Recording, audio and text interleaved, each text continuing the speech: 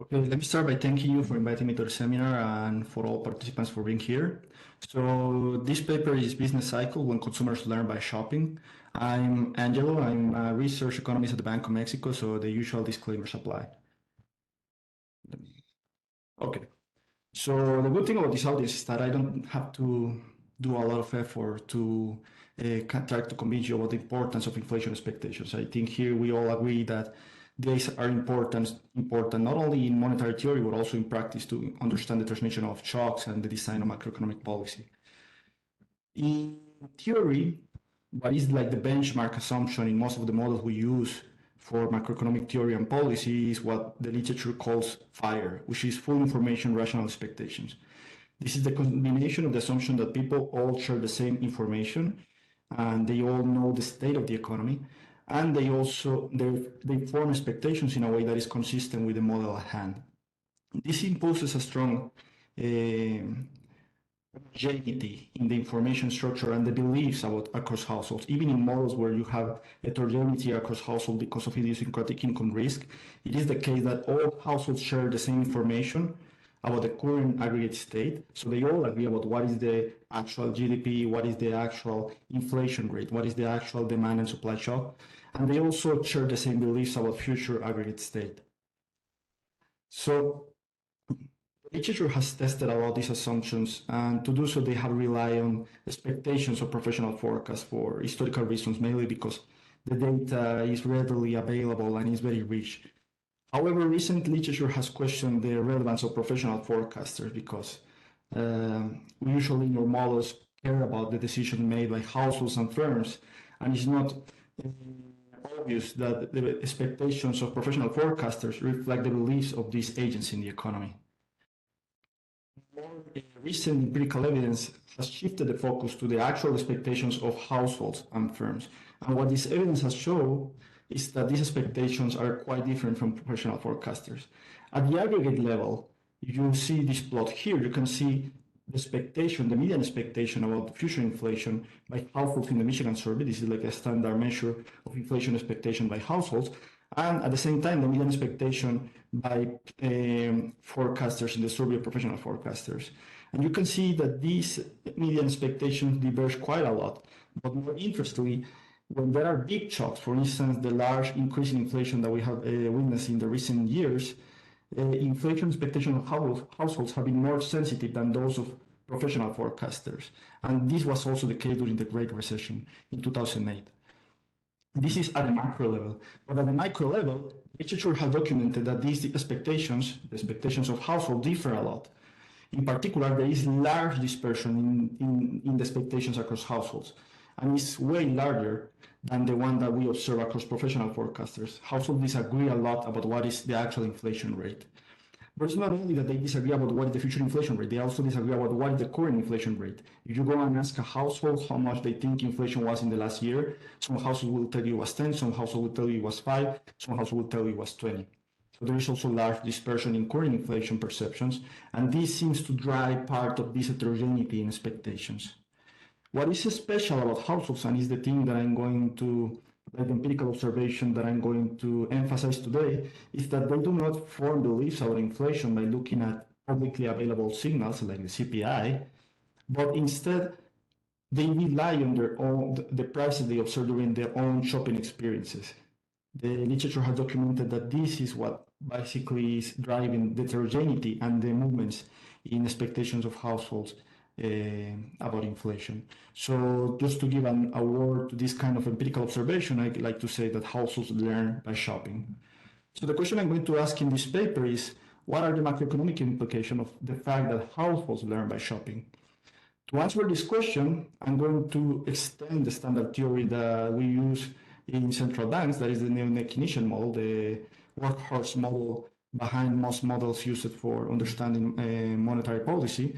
And I'm going to take the simple model, as you can find in Jordi Gali's book, and extend it on a single direction. I'm going to assume that households learn by shopping. What do I mean with this?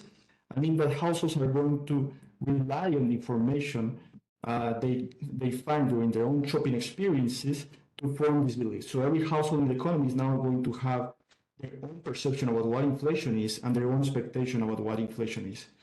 This information to be consistent with the large heterogeneity and disagreement we observe in the data, we want to assume that these shopping experiences, these signals you obtain during your shopping experiences are noisy.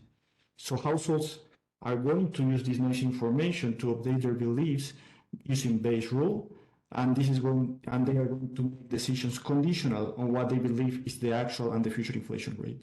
And then I'm going to use this model to study analytically and quantitatively what are the implications for the transmission of aggregate demand and supply shocks, for instance, confidence shocks or to consumer confidence or shocks to monetary policy, and the design of monetary policy. And let me give you just a preview of the results. I'm going to divide it in two sets of results. Some of them are for business cycles and the others are for monetary policy. So for business cycles, it turns out that this observation, the fact that households learn by shopping, is going to allow by itself that nominal shocks have real effects, even under flexible prices. Importantly, it's going to simultaneously create like a confidence multiplier that is going to increase the importance of aggregate demand shocks in business cycle for business cycle fluctuations. The same forces that are going to amplify the role of aggregate demand shocks in the economy are going to attenuate the role of supply shocks. They are going to be less contractionary for economic activity, but they are going to become more inflationary. For monetary policy, I'm going to show you that the fact that households learn by shopping implies that the central bank needs to be more hawkish than what is suggested by a standard Taylor principle to be able to anchor the beliefs of households, the expectations of households about inflation. Angelo? Yep. Sorry, can I interrupt you for a second? Sure, whenever you want. So you are you get real effects from monetary policy or nominal shocks without assuming price rigidities? That's correct. Okay, so you are, this is like a new way of, it's a new nominal rigidity that you are proposing here, no? So I'm going to discuss this later. It's actually an old way of seeing this. It's the original Phillips curve, as suggested by Milton Friedman, actually. Yeah. What I'm going to show you is that I'm not going to focus on the case of flexible prices. I'm going to show you that this by itself creates a nominal neutrality. At the same time, and to answer a little bit Ernesto's question, it's going to simultaneously affect not only the aggregate supply of the economy, but also the aggregate demand. So it's not only going to allow for for real effects of nominal shocks, but it's also going to amplify these shocks. And the spirit of the neutrality is similar to what you see in Lucas' Island model. And basically, it's going to be a Lucas Island model in the sense that people have incomplete information about the aggregate state. But you will see that the mechanisms are actually different and actually interact with price stickiness to make these shocks even more powerful. Just to give you a preview of the monetary results for monetary policy, so I was saying that the model suggests a stronger version of the Taylor principle, but will also give rise to a channel through which monetary policy can affect the Phillips curve. So in particular, what you see in this model is that a change in monetary policy stance to a more hawkish stance, arguably what some people say happened during the post-Volcker era, is going to increase the degree of anchoring of households' inflation expectations in this model. But this is going to simultaneously flatten the slope of the Phillips curve, which is something that will not happen in other models. And this is going to give more room to stimulate economic activity during the recession, basically because you're going to amplify the effect of aggregate demand shocks, but it's going to make it harder to combat inflation produced by a supply shock.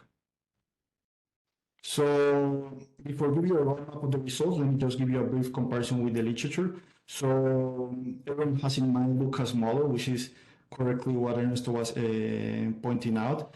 So different to Lucas' model is that in this model, this is going to be like a technicality, but households are not only going to have incomplete information about the prices of the house or the price level in the future period, but also in the current period. If you look at the details of the Lucas Island model, what people are uncertain about is the price level of the island they are going to jump in the next period. So in some sense, it's uncertainty about the future price level. Here is going they are going to have also uncertainty about the current price level. The second thing that is going to be relatively new compared to the previous literature is that the information friction here is going to be endogenous and is going to depend in particular on the degree of price stickiness of the economy and also on the stance of the monetary policy. And finally, well, this is a model of a technical contribution. All the results I'm going to show you, at least for a special case, I can solve them analytically, and I will be able to show you during the whole presentation the intuition of all these results with paper and pencil. There is also like an increasing literature on documenting the empirical regularities governing the behavior of household inflation expectations. So the paper, the model introduced in this paper is going to be a contribution that allows to rationalize some of the facts, but not all of the empirical facts that have been documented by this literature, and will give you an idea of how these facts may matter for macroeconomic phenomena. And finally, there is a literature documenting the flattening of the Phillips curve. This paper is going to show you, usually this literature relies on changes on the monetary policy stance or in the long-run inflation target. Here I'm going to show you that also the way household form beliefs can affect the slope of the Phillips curve and potentially explain part of the flattening documented by the literature. So this is the roadmap. I'm going to give you the model, the main ingredients, and what the main equations of this model. Then I'm going to rely on a special case to be able to show you all the results with graphs and pencil and paper. And then I'm going to discuss a more general case that needs to be solved numerically, but then I can show you, give you an idea of how large can potentially be these effects that I'm talking about today. So I guess this is a good moment to stop in case you have any question.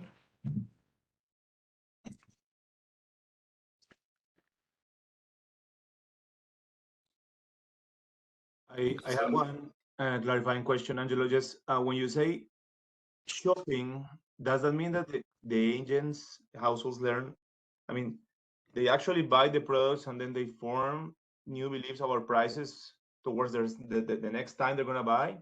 Or it's just observing current prices and then with that, they form their actual beliefs about what's going to happen with prices?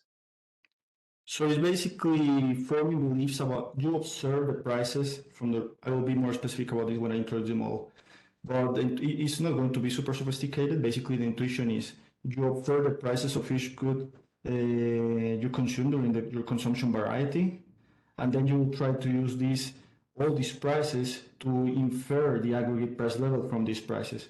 Of course, if you can observe perfectly each price, then aggregation should be straightforward. So I'm not going to go a lot in the technicalities today, but basically what I assume is that these prices are observed with a signal that is due to a stochastic sampling of the baskets. So you, for instance, you can think about it this way. One period, you buy some subset of all the available goods, so that the observed price level from this subset is equal to a noisy signal of the actual aggregate price level, and then every period this basket changes. So because of this, you have like some noise on you're receiving like a noisy signal about the aggregate price level, despite the fact that you are taking information from all these individual prices. I don't know if this answers your question. Yeah, definitely. Thank you. I see that Ernesto has a question here, just in case.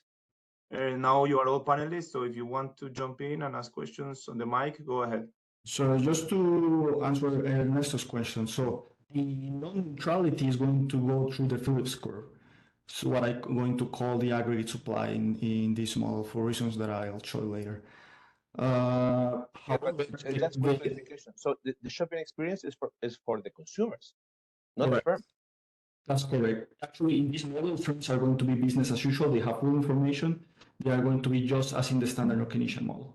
This is very different to the second version of Lucas Island model, which is about firms having incomplete information. Okay, so probably we need to see the details of the model then. Sure. I don't get the mechanism. If there are no more questions, I'll jump straight ahead to the model. Probably more questions will arise with this. Okay, so the model is the standard recognition model, as you'll find in this book. To allow the introduction of incomplete information, I'm going to assume that instead of having a representative consumer, there's going to be a continuum of consumers. This continuum of households is going to be indexed by subscript I. Each household is going to be, as in the standard no-commission model, they are going to supply labor, they are going to save on bonds, and they are going to consume a continuum of varieties of consumption goods that are produced by a set of monopolistically competitive firms. Importantly, these households are going to have rational expectations in the sense that they are going, the way they form expectations is going to be consistent with the actual data generating process of the model. They are going to have incomplete information about aggregate state and in particular about the aggregate price level. So this is basically what is going to be different in this model.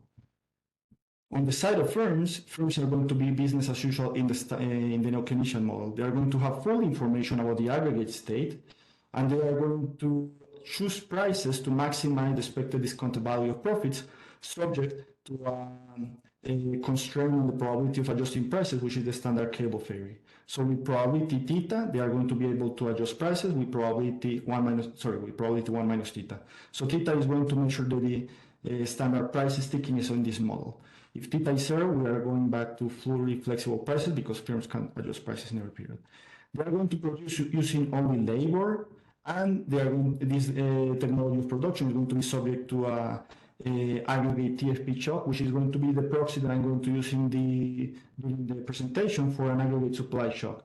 So basically what I'm going to call an aggregate supply shock is going to be an aggregate TFP shock because it's going to increase output and it's going to, in the standard model, will reduce prices. And finally, these firms are going, because they are operating in monopolistic competition, they produce dividends.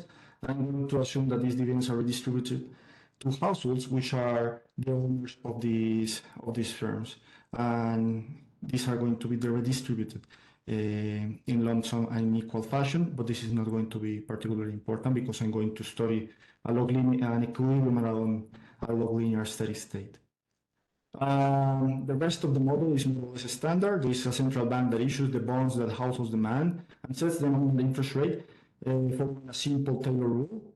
I'm going to assume that this Taylor rule depends on inflation, and I'm going to sometimes refer to the coefficient of the Taylor rule, this phi, as the degree of hawkishness. The larger this coefficient, the more hawkish is the monetary policy stance. Finally, in the model, I'm going to consider, for simplicity, two aggregate shocks. One is a shock to all household discount factor. This is the standard proxy for aggregate demand shock in this type of models, because the way it enters in the economy, you could think about it as a monetary policy shock, and all the results I'm going to show today will be equivalent. Nothing is going to change if you instead assume this is a monetary policy shock.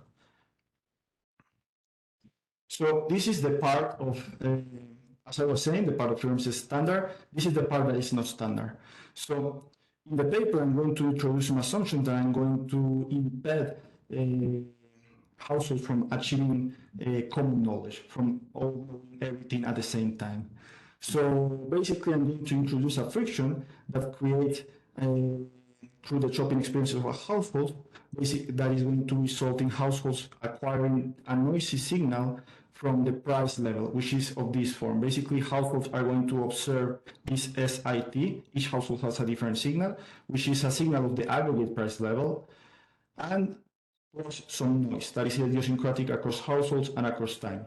Importantly, this noise is going to be IID, and it's going to depend on this sigma here, which is going to be an important parameter during the whole presentation. This is the level of noise in signals. When this variance goes to 0, we're going back to full information rational expectation. We go back to standard no-commission model of 3 equations. When this thing is positive, households are not going to be, households will receive a different signal about the price level. So they are going to have different beliefs about this price level. And this is going to create dispersion in beliefs about current and aggregate inflation, and also about the aggregate state of the economy. I'm not going into details here, but I also introduce a technical assumption that allows households to have, despite the fact they don't know the aggregate price level, they will have information about the relative prices of different consumption goods. This means that the decision of how much to consume of each variety is not going to be affected by the introduction of this friction. This is just for simplicity to isolate the role of incomplete information about the aggregate price level in the model. This also means that because firms are like in the standard recognition model and they are going to face the standard demand as they will have in their full information, you will have the standard relationship between inflation and marginal cost that you will observe under full information rational expectations. Angelo, may I ask a question? Sure. Here you mentioned that they do not observe the aggregate shocks, CT and AT. Why do you need these, the household not observing aggregate shocks?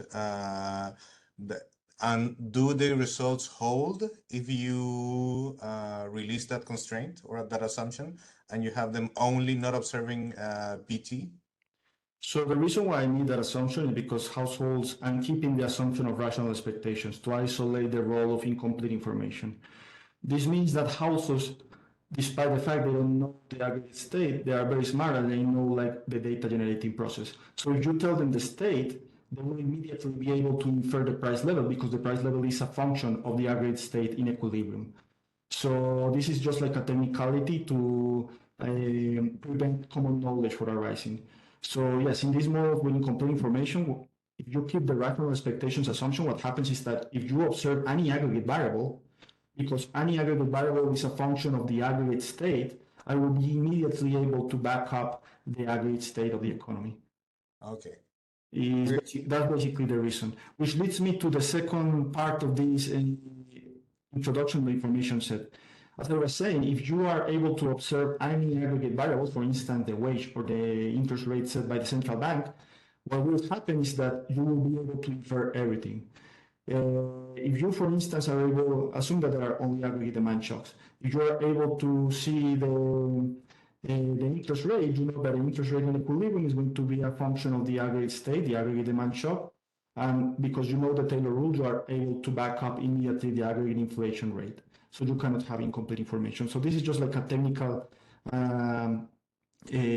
assumption to allow for people to have incomplete information about the aggregate price level. But I also require households to not observe directly the other aggregate states in the economy. So I'm going to assume that they do not observe the aggregate wage. I don't know what is the average wage in the economy. Instead, I observe my own wage, which is going to be equal to the average wage of the economy plus my idiosyncratic noise across households. So you can think about it as coming from idiosyncratic income risk, for instance, a very simple form of idiosyncratic income risk. You can also microphone it as rational inattention. The actual nature of this noise to the signal you receive is not going to be that important. What matters is that there is some noise because otherwise there is unraveling of all the information in the economy. I mean, that assumption is a little bit tricky. So people don't know how much get paid. No, they do know how much they get paid. I don't know how much people get paid on average, but I know how much I get paid. So I observe WRT, but I don't observe WT. Some firms may be paying you a different salary than everyone else. If only aggregate shocks affect the firms, why a firm is going to pay ever a salary that is different than everyone else? No, this is an idiosyncratic shock that is affecting only households. You can think not necessarily. You can think that WT is the wage that firms pay, and then households for some reason receive a wage that is slightly different to what everyone else receives. And you could again the key is this sigma. No, this bar theta here. You could think about it as rational inattention, for instance. You can microphone the model in a way that this noise is how much attention you pay to your wages. But for the purpose of what I'm going to show today, the actual nature of this noise is not going to be important. May I ask you something in the same line? Sure. I am a little confused. Is this W, the wage here is real wage or nominal wage? Because I will think that's the thing that matters, the real wage. So this is real the nominal wage. What? This is the nominal wage. It's the nominal. Yes, that's correct. But so what do you need this noise? Because you already have a noise at the personal level because you have a different aggregate level of prices. So yes, but look, if you are in an economy where everyone earns the same wage, and I know that the wage is a function of the aggregate state, by knowing the wage, I infer immediately the aggregate state. So the reason you need this noise is to prevent that from happening. So if we are in an economy where everyone earns $1,000, and we know that the wage is equal to aggregate demand plus $5, then by a rule of just by simplification, you will be able to know what is the state. And then because you already know the state, you know the price level, so you cannot have incomplete information about inflation, which is what I want in this model.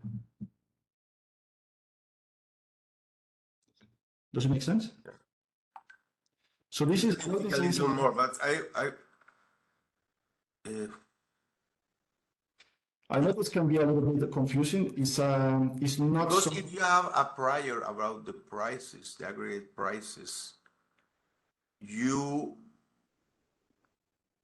let me think a little more. That's okay.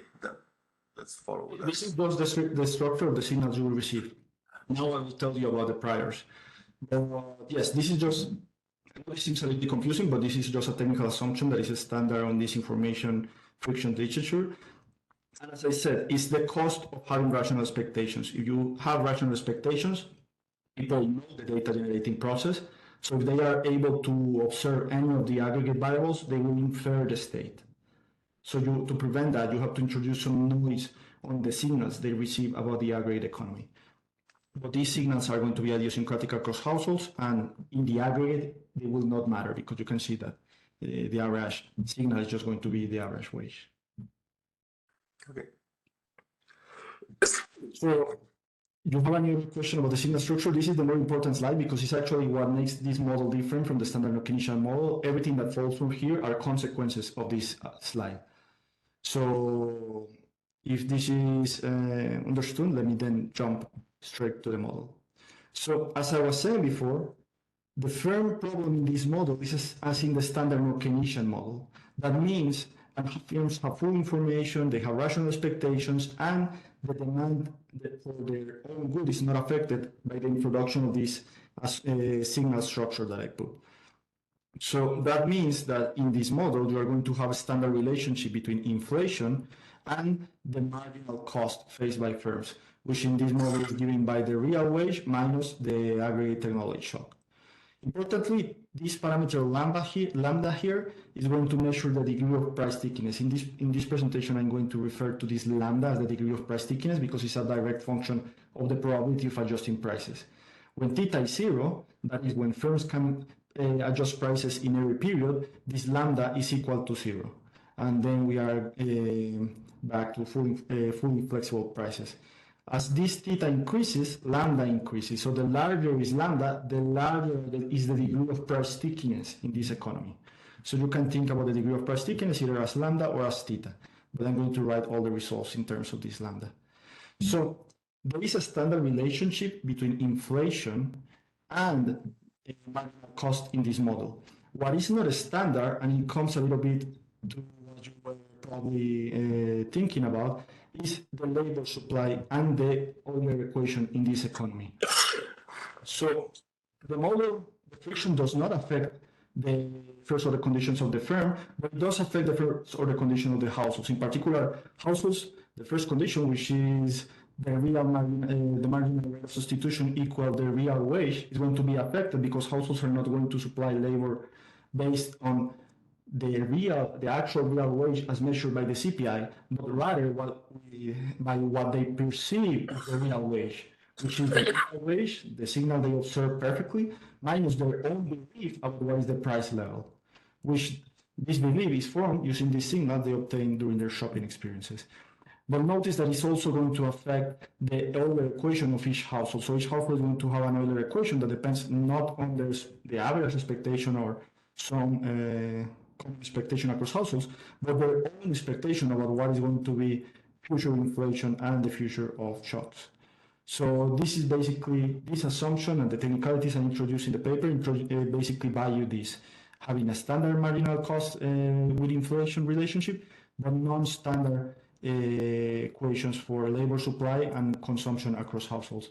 Notice that this is at the individual level. We still need to see how this aggregates into an aggregate Euler equation, an aggregate Euler labor supply. But before doing so, Hello? yeah. I have a question about the Phillips curve, but you still have that. Maybe here you have that firms don't internalize. They have somewhat a different demand for their goods. No, So they just look at the marginal cost and so on.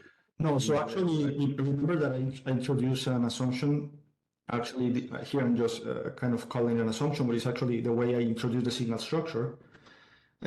Households do know the relative price level. They observe it. So that means that the demand that each firm faces is actually the same that they face in the standard full information case. So it's not affected. Of course, this is not realistic, and probably you will also want it to affect it. It's just that I have done that. It's just that it complicates the algebra a lot. To isolate that, I just introduce an assumption that allows households to observe the relative price level. So firms actually they do know the demand they are facing, and this demand is just as in the standard full information model. That's why you end up with this relationship here.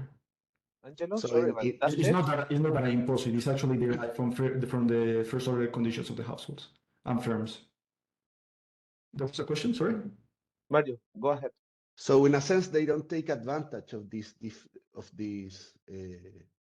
information friction. No, they can't because households do know how much is.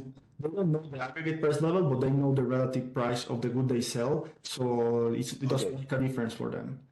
Okay. So I'm Thanks. confused about that. Well, you've done the math. I haven't, but it seems to me that up to first order, it doesn't matter whether there is an heterogeneous aggregate price or the perception of an aggregate price. That's going to wash away. You mean for households or for firms? For house, I mean, in the pricing behavior for the Phillips curve. Yeah, in the pricing behavior, it doesn't matter. Actually, for the firms, it's in the standard full information recognition model. It doesn't matter. But It's- even if there is this distortion coming from the price from the information friction of relative prices, the only thing that matters is the elasticity. So you're gonna get at the end constant markup over marginal cost. And so up to a first in the full solution of the optimal prices, yes, it's gonna matter. But up to a first approximation, it shouldn't. I think. You mean for the pricing of the firms? Yes. That's correct. And that's what's going on here, So actually. you don't need this assumption of knowing the relative prices, I think. I may be wrong. I mean, you do need it because, again, if you are a firm and you understand that the average household, so I have worked. This is in another chapter of my thesis, another paper related with this. It turns out that it does matter because if you are a firm that knows how households firm believes about the relative price, you understand that by changing your price today, you affect what they believe is the price, the relative price today, but also it affects what they are going to believe is their relative price tomorrow because they are going to be patient, so they learn our But here price there over is time. this shopping experience stuff is a motivation for a noise, but there is no tie between the noise and actual shopping experience. So it's not that prices today give you information about how what is the noise tomorrow. They're totally unconnected, at least in this paper. No, yes, in this, given the signal structure, yes, they are connected because they are not giving you information about the relative price. I guess the question was like, suppose that they are not observing, not getting just a signal about the price level, but actually a signal about the price. So they Yeah, have but to. this is not this paper, right? No, that's not in this paper. In this paper, what happens is that this relative price thing doesn't matter. So you end up with the same Phillips curve that you'll get in the standard recognition model. This is on purpose, and this is to keep like the firm side of the economy as in the standard model, and focus on what happens through how this friction affects the behavior of households, and how this ends up aggregating in the economy. Okay. So what you see in this model is that it doesn't matter for the pricing decision. It's in the standard model. What is going to be the focus is how it matters for the decisions of households. So each household is going to supply labor based on what they perceive is the real wage, and they are going to also demand, say, based on what they perceive is the real interest rate. which may or may not be necessarily equal to what is actually the real interest rate as measured, for instance, by the CPI in this economy. So Ask you a little. So the uncertainty of wages is a real one. Is in terms, it's not a noise in the signal, but it's real in terms that the weight is different for each guy. So you're seeing one of the channels through which this friction is going to affect the economy, which is basically, yes, I observe my nominal wage, I know how much I get in my paycheck, but I don't know what is the And this is different for everybody. yes, because because it's an everybody receives a different signal from their shopping experiences.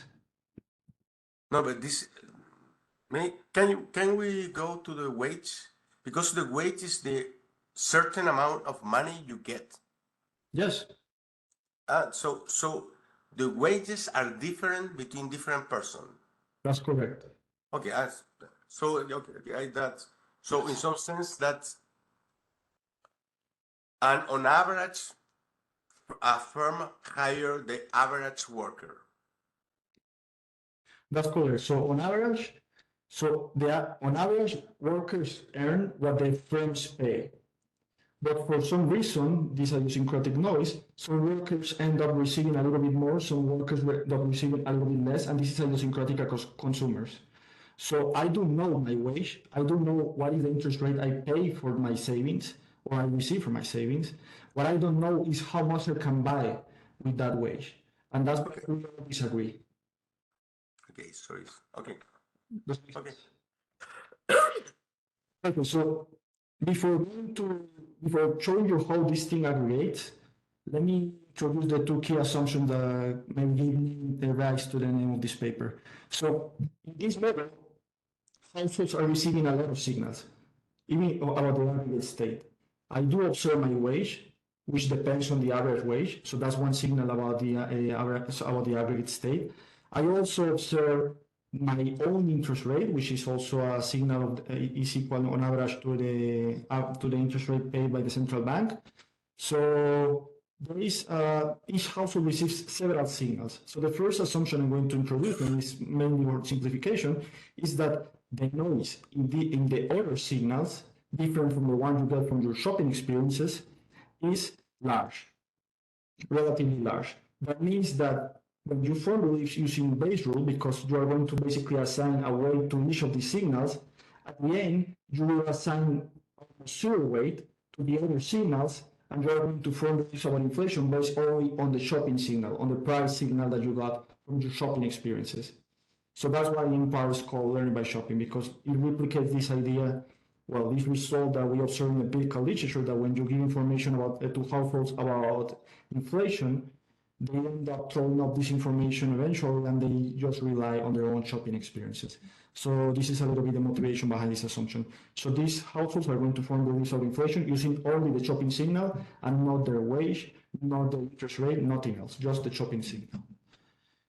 Despite this assumption, the model can be solved numerically. And then in the paper, I have proposed an algorithm for doing so. But there is a special case where you can actually solve everything by pencil and paper and get all the results in closed form. And this is a case where there is common knowledge about the past. So you can think about it as at the end of the period, the statistical agency releases the CPI. So everyone suddenly knows what was the price level in the past period, which is a little bit what happens in reality. When you go and buy, you observe the prices of the goods you buy. You don't know what is the actual price of everything you buy or the price level. But at the end of the period, with a lag, the statistical agency releases the CPI. So now you can think as this as the case where everyone observes the past CPI, so we all agree on what was the price level in the past. So I'm going to start by focusing in that case where I can show you the results and the model in very nice form. And then I will show you a little bit what happens. If I have time, I'll show you what happens in the numerical case, just to see how big or how large can these effects be. So let me start with what happens given this assumption at the micro level. So because everyone agrees about what was the price level in the past, the noisy signal about the price level becomes a noisy signal about the inflation rate. Basically, you just end up subtracting the price level from both sides. So every household has a noisy signal about the current inflation rate. Because households are Bayesian, they are going to update their beliefs about inflation, and they are going to do so by taking a weighted average of their prior belief about inflation. Because everyone had the same information in the past, there is common knowledge about the past. This expectation is going to be common across households, and they're going to assign some weight to the signal they receive during this shopping experience. And this weight, which is one of the Kalman gain associated to this problem, is what I'm going to call in this paper the degree of anchoring. This degree of anchoring is between 0 and 1. When the degree of anchoring is large, what happens is that households are going to react very little to news about inflation. So if suddenly inflation goes up a lot, their beliefs about current and future inflation are not going to go up as fast. On the other hand, if expectations are the anchor, this thing is close to 0. What happens is that if inflation goes up, expectations about inflation are going to go up one by one with this shock. Given these expectations, these beliefs about current inflation, households can form expectations about the future inflation by using the actual data generating process because they do have rational expectations. These coefficients are like you can think about it as the reduced form coefficients that you will get in the equilibrium of this model, which are to be determined. So this is a little bit what happens at the micro level in this model. Every household has their own belief about inflation, so there is dispersion in beliefs about inflation, and this produces dispersion in expectations about inflation. So using the data dispersion in expectations, this is going to be reflected immediately on the dispersion of beliefs of current inflation, on the perceptions. When you average across households, you end up with this simple expression for the median inflation rate, median belief about inflation rate in the economy. So the median perception about inflation by households is a weighted average of the prior belief they had and the actual inflation rate, because the noise in the signals across households disappears. And their expectations is going to have an equivalent form. So this is about beliefs. Now, the first perhaps interesting result, what happens with the aggregate supply in this economy, or the new Keynesian-Phillips curve. So as I was saying, because the way I introduced this friction in the model, there's a standard relationship between inflation and the marginal cost. Here I abstracted from the AT for simplicity. What is not standard in this model is the aggregate supply. Remember, each household is supplying labor not based on what they think is not based on the real wage as measured by the CPI, but rather on what they think is the CPI. So when you aggregate across households, the aggregate labor supply and put an equilibrium condition that output is equal to labor supply, you end up with this non-standard aggregate labor supply. The labor supply depends on the real wage, but also on the disagreement between the price level and the average price level as perceived by households. So this information friction creates a wage that affects the supply of labor. When you put these two conditions together, you end up with this Keynesian-Phillips curve in this model. So you can see that now the inflation is a function of output and future inflation expectations, but also about past inflation expectations. So in some sense, inflation is being anchored by the past beliefs about inflation across households. And the weight that is put on the past depends on the degree of anchoring. Remember how fast these households learn about inflation, which is itself endogenous because it depends on the volatility of inflation, which is an endogenous object in the model, and the noise in these signals. So you can see that having this already changes the dynamics of inflation, but it also changes the response of inflation to the output gap. In the standard model, the degree of anchoring, this phi, will be equal to 0. But now you have the degree of anchoring entering the slope of the Phillips curve. So now the slope of the Phillips curve is affected both by the degree of price stickiness, but also by the degree of anchoring of households' inflation expectations. And this is going to be for the non-neutrality result I was talking about at the beginning. So this is the aggregate supply side of the economy. What about the aggregate demand? Well, may I ask you something? Why? Sure. Why there is no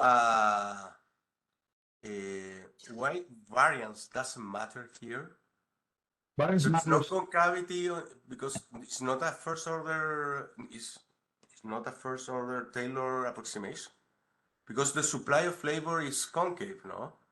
Is convex. Sorry.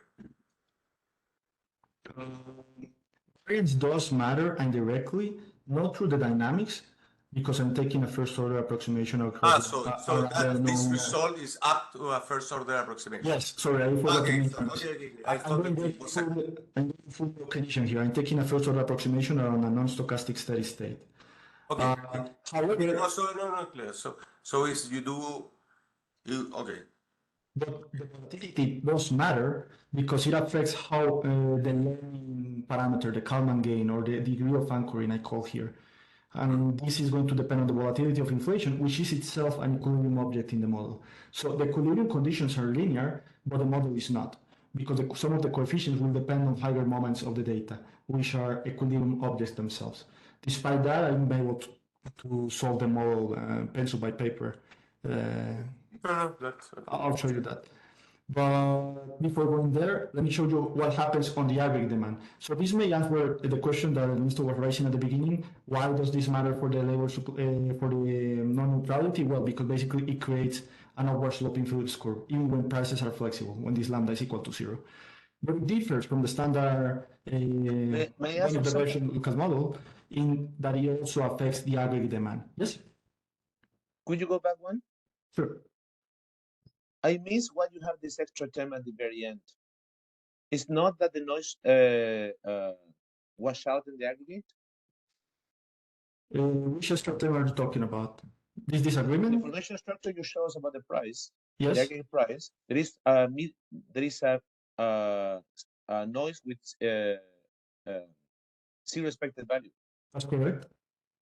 But remember, So the disagreement term should wash out. No, it should not, because that is the signal, but a different thing is your belief. And remember here from the equation from the beliefs, that the belief is actually a weighted average of the signal where the noise washes out, that's correct, but also in the prior, because you are learning slowly over time, because you're Bayesian. Does it make sense? So your aggregate expected inflation.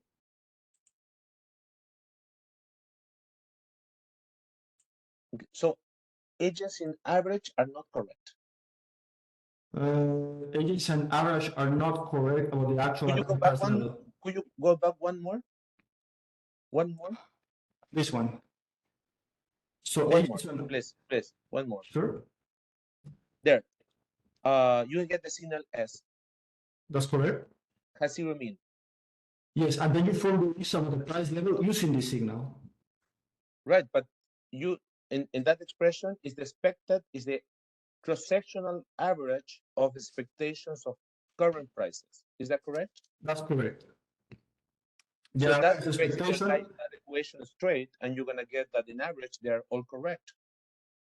They will be correct per time, but in a given period, not necessarily. In a given period, the average may be higher or lower. They're infinite agents, so there should be exactly the cross-sectional average should be exactly the mean. No. That's incorrect. Because if you take the cross-sectional average, remember, here you believe about, you can think about it as the price level because they have common knowledge about the past price level. So this is equal, your belief about the actual price level is equal to your prior belief and the actual signal you received, the S you just saw. If you take the average across households in this equation, what you get is that the average belief is a weighted average of the average prior and the average signal, which is correct. The average signal is correct, but the average belief is anchored to the past. So there is a difference between the signal and the average belief. I'm confused here because this is expectation, this is inflation. Correct. In that equation that you show us is the cross-sectional mean of the expectation of aggregate prices. Agents receive information about the aggregate prices. That's correct. Right. But as an agent, I cannot take the average across household because I don't know the signals of the others.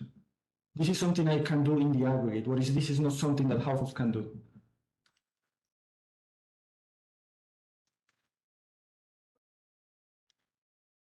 So this is a signal Well, extraction problem. So what happens is that you're receiving a noisy signal that on average is correct in the sense that the measurement error is equal to 0. But that doesn't in a mean... Kalman, sorry for bothering for you this. Sure, sure. In a Kalman filter, Yes. the underlying variable that you want to track is persistent. The noise is white noise, right? Yes. Therefore, you get something like a Kalman gain, which is relatively the same thing that you're showing us. That's correct. Here, the signal is white noise, and the price is what? Now here the signal is, this is just a standard Kalman filter. So here the signal is equal to the underlying state, an observed state, plus the measurement error. And then the equation of the state equation is the equilibrium of the model. What happens here is that once you observe this signal, you update your belief about the aggregate state, the unobserved state. And that belief is what matters for your decisions. So here, if you look at what you are using to supply labor, you are not using the expectation on the signal. You are using the expectation on the price level, on the unobserved object, which may be different to the signal you receive. Why? Because you are Bayesian, so you are putting some weight on your prior belief. So that's why it's not equal to the signal on average. Does it make sense? Again, here the precision of the aggregate price is an endogenous variable. That's It's correct. come from the Philip curve. Yes. So where does show up here? Oh, I haven't shown. Agents cannot believe that the price is an AR 1 when really it's an AR 2 or something like that coming from the That's, I haven't gone there. I haven't told you yet what is the equilibrium object because I haven't told you how is aggregate demand. What I'm telling you is, regardless of what is the law of motion of the price level, it is true that they supply labor based on their own beliefs of the price level. Now, you agree with me about that? The next question is, how do they form this belief? And then what I'm saying is, this belief is going to be a weighted average, here it is, of the signal they receive, which is this PI star that is here, and their prior belief, which is where the data generating process enters, because to form this expectation that I have here, I need to know the actual data generating process. And they are going to form this expectation, this prior, using some coefficients which are going to be, you can think about it as equilibrium objects, in the sense that they are going to arise from the dynamics of the solution in equilibrium. But right now I haven't said what is the actual value of these coefficients. Okay. I'm just telling you how they form beliefs conditional on some process, and now let me describe how it aggregates and what is that process. Okay. So yes, that's basically how you end up having this effect on the aggregate supply of the economy. On the aggregate demand side, I'm going to slower than I thought. Because this friction affects not only the labor supply, it also affects the other equation of this household. When you aggregate across households, you end up with an aggregate equation that is not as in the full information case. Basically, you have output, the real interest rate, the demand shocks, as in the standard model, but now you have two terms. The first term reflects dispersion across households about their permanent income. So what is going on is this. In this model, when you observe wages going up, you may observe wages and dividends going up, but you don't observe the price level going up at the same time. So there is like a wedge between what is how permanent income is moving and how households are perceiving that permanent income moving. And this is captured by this integral here, which is like the difference between what households, because in this model, there's only one aggregate state, permanent income is proportional to the aggregate output in the economy. So this discrepancy between permanent incomes is proportional to the difference between what you think is the aggregate output and what the actual output is on the full information.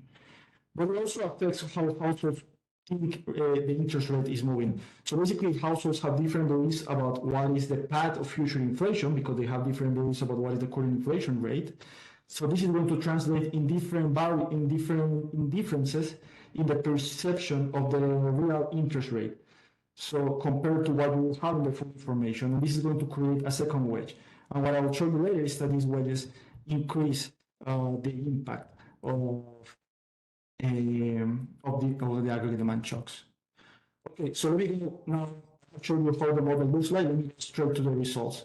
So let me go quickly through this. This is basically an extended Taylor principle. What I show in the paper is that if you assume the equilibrium of this economy is unique, if and only if this inequality here holds. You can see that this beta is the discount factor of households, so this phi has to be larger than 1, which is like the standard Taylor principle.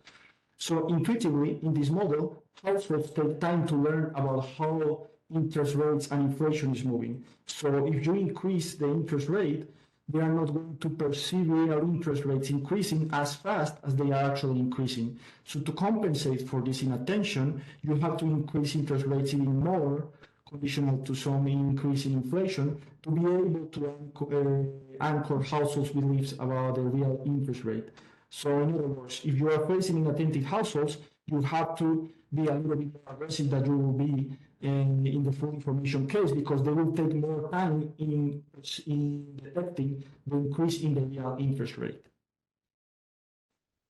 Now about the non-neutrality result. This is the proposition in the paper, but let me just go straight to the equation because it's easier to understand. This proposition is basically telling you that even under flexible prices, the impact of an aggregate demand shock, a monetary policy shock on output is positive, which should not be the case under full information. So the proposition is a little bit, the expression is a little bit ugly, but I think the intuition is a little bit easier to understand. Let me show you how this is the labor supply and the labor demand in this economy. So the labor demand, under the assumption that there is full information and flexible prices, is flat, because this will be prices are equal to markup, so you will have a flat labor demand. And labor supply under full information will be as usual. What happens in social model with full information when you have a contractionary demand shock, for instance, an increase in the monetary policy, surprising monetary policy? Well, in this model with full information, nothing happens, because nominal spending decreases, but firms are moving prices with the marginal cost, so the real wage remains constant, and because the real wage remains constant, there is no effect on the labor supply. So this is what will happen in the full information. But what happens when you have learning by shopping? So again, you will have a flat labor demand, but now the labor supply depends not on the price level, but on the average belief about the price level, or the average real wage as perceived by households. So what happens when you have the negative shock in this case? Well, the labor demand is still flat because wages still have flexible prices, so the real wage remains constant. But now what happens is that there is a wedge between what households perceive is the real wage and what the households actually are receiving.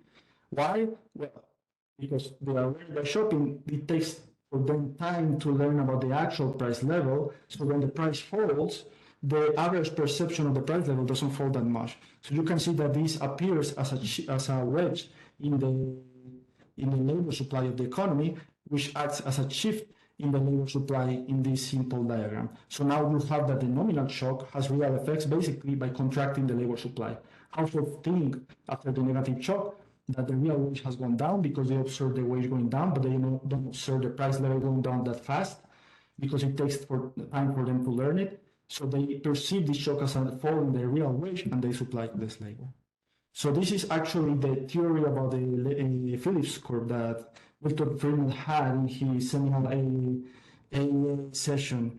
And it was like the inspiration for Lucas to later formalize it using this Lucas-Sutherland model.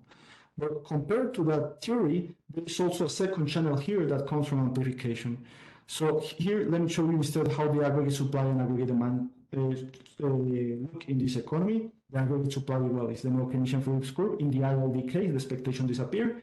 So, and because we are in flexible prices, you only have this positive slope due to the degree of anchoring. There is an extra term here I was showing you in the other equation, but I'm turning it off so you can see where the amplification comes off. So this shock I just mentioned, the contractional demand shock, is simply a shift in the aggregate demand, and we from point A from point B with lower inflation and lower output after a contractionary demand shock. But what happens in this model when when you have this contractionary shock?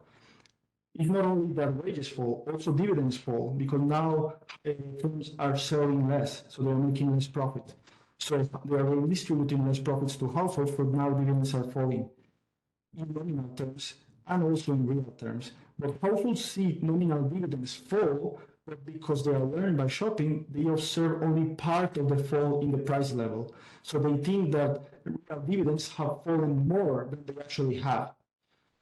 And this acts as an extra amplifier of the initial shock that further propagates the impact of this aggregate demand shock on the economy. So you have an initial effect because also misperceive the real wage, but then you have amplification because they misperceive the permanent income and the real interest rates.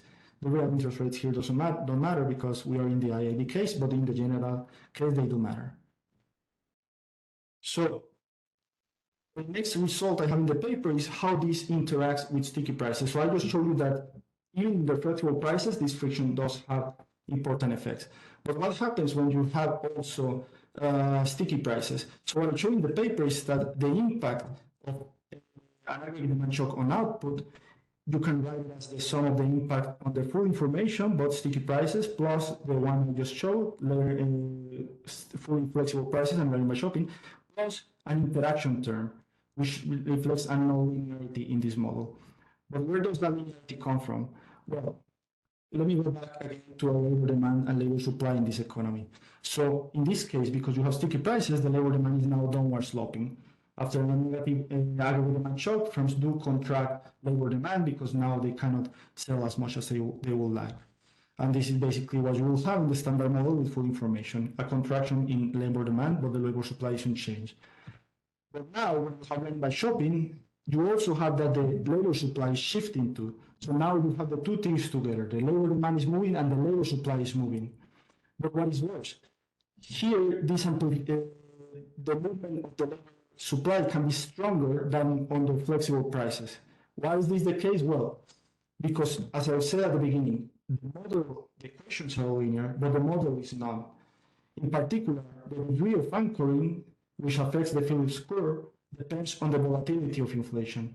So when you increase the degree of price stickiness of an economy, you have an economy that, by construction, has less volatile inflation. But because inflation is less volatile, now households learn less about inflation from their shopping signals. You can think that if you are in an economy like Argentina, and you go to the supermarket and you see prices moving, you say, well, I'm learning a lot about inflation from the prices of the supermarket because they are basically moving because of aggregate shocks. But you live in an economy like Japan, when you see movement in the prices of the supermarket, these are basically due to idiosyncratic reasons, not due to aggregate shocks. So you extract less signal about the aggregate state, about aggregate inflation from those prices. So basically, by increasing the degree of price stickiness, you lower the volatility of inflation.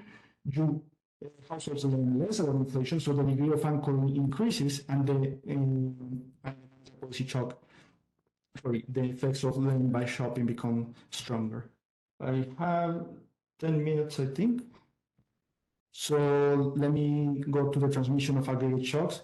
Let me just briefly mention that the same forces that amplify aggregate demand shocks attenuate the impact of aggregate supply shocks on the economy, but make shocks more inflationary. So an aggregate supply shock, for instance, a technology shock, is a shock that increases wages, real wages, in part by increasing nominal wages, but also by reducing the price level. But when you have households that learn by shopping, they do observe the increase in nominal wages, but they misperceive the fall in the price level. So they don't see the real wages increasing as much as they actually do. So they don't supply as much labor. And that means that they are going to supply less labor compared to the full information case, so that the initial impact of the aggregate supply shock is attenuated, and it becomes more inflationary instead. And at the same time, an aggregate supply shock is a shock that moves permanent income. So suddenly, households are receiving more dividends and the price level is falling. But because households are learning by shopping, what they are doing is what they do observe the increase in the dividends, but they only observe part of the fall or the reduction in the price level. So now they think the permanent income has not increased as much as it actually has, so they don't consume more and they don't supply more later, and then this mitigates the impact of aggregate supply shocks. So can you tell me how much time I have?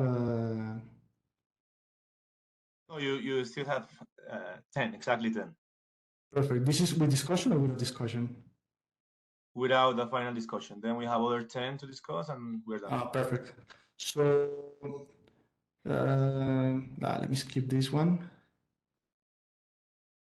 Let me instead try to show you the quantity. No, actually, let me show you this one. So this is the second result, which is the one from monetary policy, and is the idea that the increase on the degree of hawkishness of the monetary policy stance can flatten the Phillips curve. And the key here is that, again, the degree of anchoring, how much households learn about inflation, is endogenous. So one result of the paper is that if the monetary policy increases the degree of hawkishness, as measured by this coefficient phi in the Taylor rule, the Phillips curve becomes flatter, but also the impact of aggregate demand shocks becomes larger. And again, I think this is easier to illustrate with the plots. So here we have again the upward sloping aggregate supply because we have under full information. You only have only the price stickiness coefficient here, and here is the aggregate demand. So this is how it looks in the standard Keynesian model. So in this model, a contraction of the aggregate demand, for instance, a monetary policy shock, shifts the aggregate demand, so you have lower output and lower inflation, as shown by this point B here. What happens in the standard Keynesian model when you increase the degree of anchoring? Well, basically what you will do is that you change the slope of aggregate demand. You make aggregate demand less sensitive to the shocks that affect this equation. And this is reflected as a flattening of the aggregate demand shock, but at the same time reduces the impact of aggregate demand shocks. In the extreme case, actually, in the Keynesian model, if you set this coefficient to infinity, aggregate demand shocks have no effect. So this is what we will have in the standard Keynesian model. Because aggregate demand shocks no longer have the impact they had before, inflation volatility becomes lower. But what happens now if you introduce learn by shopping? Well, because inflation volatility is no lower, because demand became less sensitive to aggregate demand shocks, what happens is that you also change the aggregate supply. So in contrast to the standard Keynesian model, what happens is that by increasing the degree of hawkishness, you flatten the aggregate demand, but you also flatten the Phillips curve. And because you flatten the Phillips curve, you may end up now, instead of being in point C, where you mitigate the impact of output, you may end up here in point C, where you actually amplify the impact of aggregate demand shock. Here the intuition is the same. The degree of anchoring is endogenous. So if you increase the degree of hawkishness, what you do is that you reduce the volatility of inflation. But now you're in an economy where households do not need to learn, they do not learn as much as about inflation, and this amplifies the effect of aggregate shocks through the information friction that I introduced in the paper. Now, let me give you a little bit of a taste of how large these effects may be in practice. So I'm going to go fast on the calibration. Basically, what I'm going to do is that I'm going to solve the model by dropping this assumption of common knowledge about the past. Now I need to do it numerically. Because it's this standard Keynesian model in most aspects, most of the calibration is standard. What is going to be key here is two things. First, the volatility of the shocks to the shocks in the economy, the aggregate demand and supply shocks, because this volatility is going to affect how much households learn, the Kalman filter in the model, and the noise in the signals, which is what it affects, is the key parameter in this model. So what I'm going to do is that I'm going to calibrate the estimates so that the implied degree of anchoring in the model matches some estimates obtained from this, the median expectation of the Michigan survey that I showed you in the beginning. Of course, we don't need the details of the paper. Just to give you an idea, this gives me a number, a degree of anchoring, or 1 minus the Kalman gain if you want, that is around 0.80. Just to give you a comparison, there is now evidence coming from RCTs where households are offer information about inflation, and you can use these RCTs to infer how much they use this information to update their beliefs. And in these RCTs, the number is around 0.52 or 0.76, depending on the estimate you take. So this is the one I'm going to show you is on the upper end of the actual RCT estimates. So let me show you how an impulse response looks in the model. So first, what I'm showing you here is the standard response in the full information sticky price model under this calibration. So there is nothing surprising here. Inflation goes up, output goes up after an aggregate demand shock. This is the model with learning by shopping, but full information on prices. So what you see is that the effect is stronger even despite having, this is with complete information, but fully flexible prices. You see that despite having flexible prices, there is still a very strong response of output to the aggregate demand shock. Again, in full information, this will be zero. You also have this nice home check that comes from the learning process of households. And finally, this is what happens when you introduce both price stickiness and learning by shopping in the model. You can see that the impact when the two things are together is about 8 times what you get having full information only. And this may be surprising or not, depending on how you feel about this calibration. But this is basically explained by all this intuition that I just gave you at the beginning. The shock is very powerful. It interacts with price stickiness, making the degree of anchoring even larger. And because of the different channels I described at the beginning, well, it does amplify the impact of aggregate demand shocks a lot. On the case of aggregate supply shocks, what we see is that these are mitigated, but not as much as aggregate demand shocks are amplified. Basically, aggregate supply shocks become half as powerful as they will be in their full information, but they will become more inflationary when you have both things together. Angelo? Yes?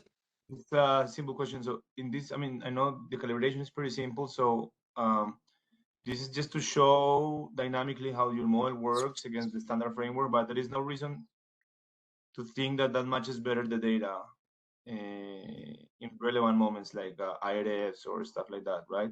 It's just a theoretical exercise brought to some numerical examples. Let me show you this counterfactual exercise, and then we can, if you want, discuss this point. But is to give you a short answer, that's correct. It's simply to give you an idea of, at least in a simple model, how much you can buy with this additional friction. Right. Thanks. Just to illustrate the second set of facts, let me just finish with this counterfactual exercise. I'm going to increase the degree of, see how the IRs change when I change the degree of hawkishness of the central bank. I'm going to do so by changing this coefficient from something close to 1 to close to 1.5, which is consistent with what some people like Clarigal and Gertler have documented as possibly happening after the post-Volcker era. So this is according to the model, how a response to aggregate demand will look if you were in the pre-Volcker era, when the Taylor coefficient was very low. So what you see is that the shock is very inflationary, it does increase output, and perceived inflation moves very close to actual inflation rate. So households were paying a lot of attention to inflation in this economy. In the standard model, under full information, what you have after moving to 1.5 is that you reduce the effect of the aggregate demand shocks on inflation and output a lot, which is basically the story behind the great moderation according to the standard Keynesian model. If you do the same exercise of increasing the coefficient, but instead you have learning by shopping, what happens is that you do indeed decrease the degree of inflation, but not as much as you would expect from the actual standard Keynesian model. And contrary to the standard Keynesian model, the impact of aggregate demand shocks is now larger than it was before the pre-Volcker era. According to the Keynesian model, if what Volcker did should have mitigated aggregate demand shocks, the impact of aggregate demand shocks on inflation, but also on output. But according to the by shopping model, you have the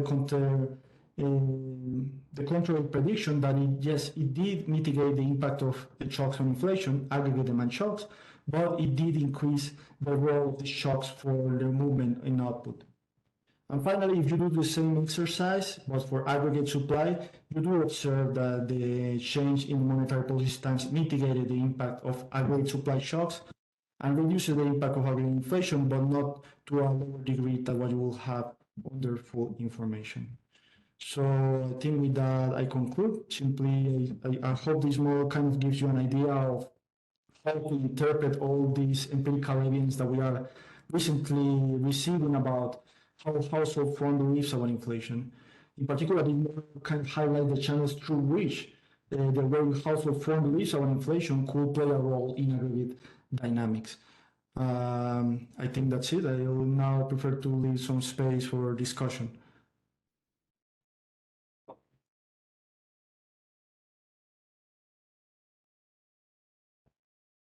So to answer, maybe I can take this time to answer Miguel's question.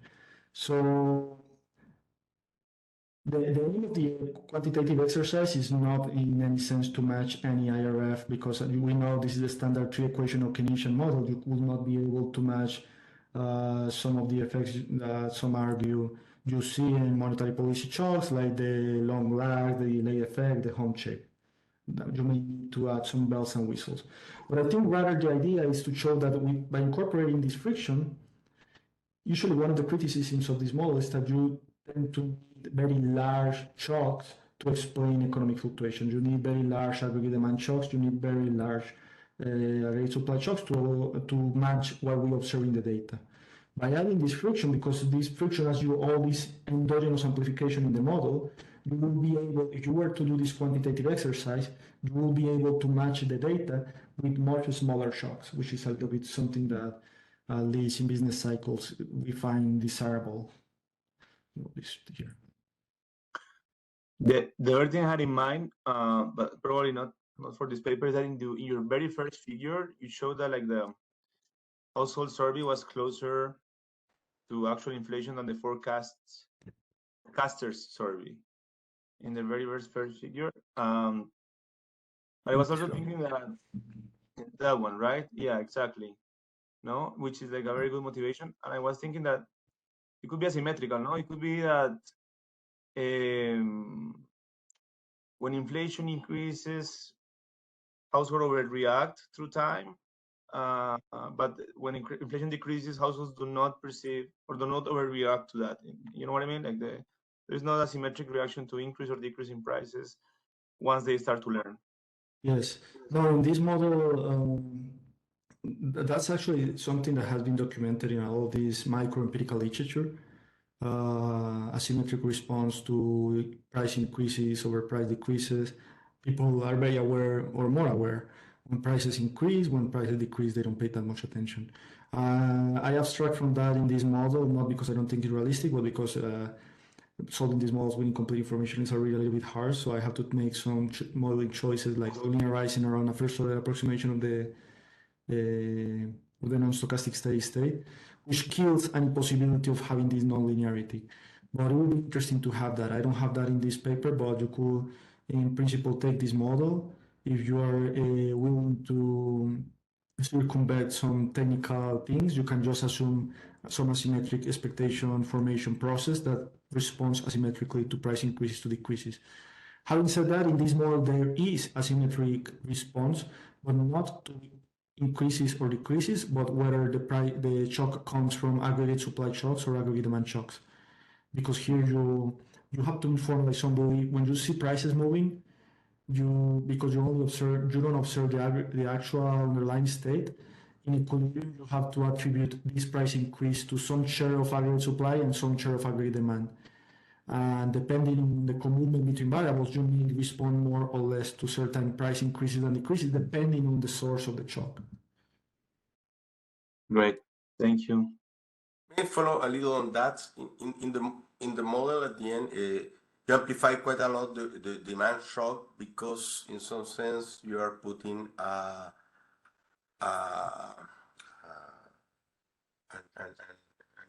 no imperfection or information asymmetries in the supply size.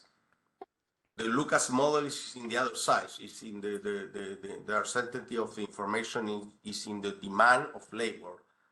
In this case, this a priori only is a thinking only. Is you will have that in this case if you introduce that in the model, you will amplify the supply shocks. That's a good question. I honestly don't know. So there have been models in the past. Usually, most of the literature actually assumes that incomplete information is on the firm side. Yeah. I assume that households. It would be nice to put the two Exactly. things on the table and try to see which is the best information, which is where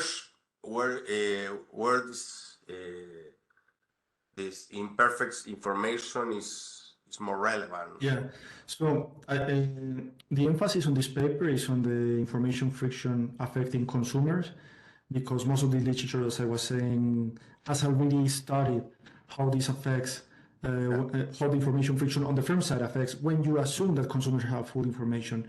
And what some of the literature find, and there are a lot of papers, not only the Lucas model, but also some more recent versions by Banco and Rees, where they assume that this is sticky information, or Mirko Wiederholt and McCollum and Wiederholt, they assume this is rational inattention. When you have that, you do get non-neutrality, which is one of the results I get here. I guess one of the results is that you can get non-neutrality even if you assume that firms are very smart and have full information. But the amplification, I don't know, because in that, what buys me here, the amplification is also the fact that the friction affects the Euler equation. If you introduce information friction on the firm side, you do not affect the demand side of the economy. You do not affect the Euler equation. So I don't know, you can get all this amplification I get in the model if you do that. Having said this, a lot of this empirical literature is now analyzing the expectations of firms. And what they do see is that firms' inflation expectation, the expectation of managers and price setters about inflation, are actually very close to those of households. So it seems that firms are households at the end of the day. So they do have incomplete information about what is the aggregate inflation rate. And they are very not like the ones of the professional forecasters. So I guess it will be an interesting exercise to also add incomplete information on the firm side and see how these two things interact. But that's something I abstracted from this paper because it's already a lot. I would think that the nice things that's when you put now in the supply side, that's in the household, in the supply of labor. I think in only on labor. In some sense, you are flattering the supply of labor. That's correct. And by That's very nice because in some sense you are following Romer, all these things. You're introducing a real rigidity in the labor markets. So you're in some sense putting a wage curve that amplifies the shock because the marginal cost doesn't change much after the shock. Yes, that's basically the idea. You introduce a labor market wedge. Sometimes the people in the business cycle literature call it. So the relationship between the marginal cost and the real wage is broken down. And that's something that I think is consistent with the empirical evidence, because some people have, depending on whether you measure the Phillips curve using marginal cost or using the output gap, some people find flattening or not.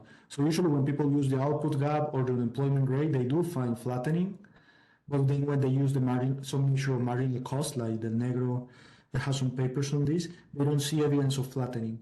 So in this model, that's consistent with this model. In this model, there has been no flattening in the relationship between inflation and marginal cost, because that depends only on the degree of price stickiness.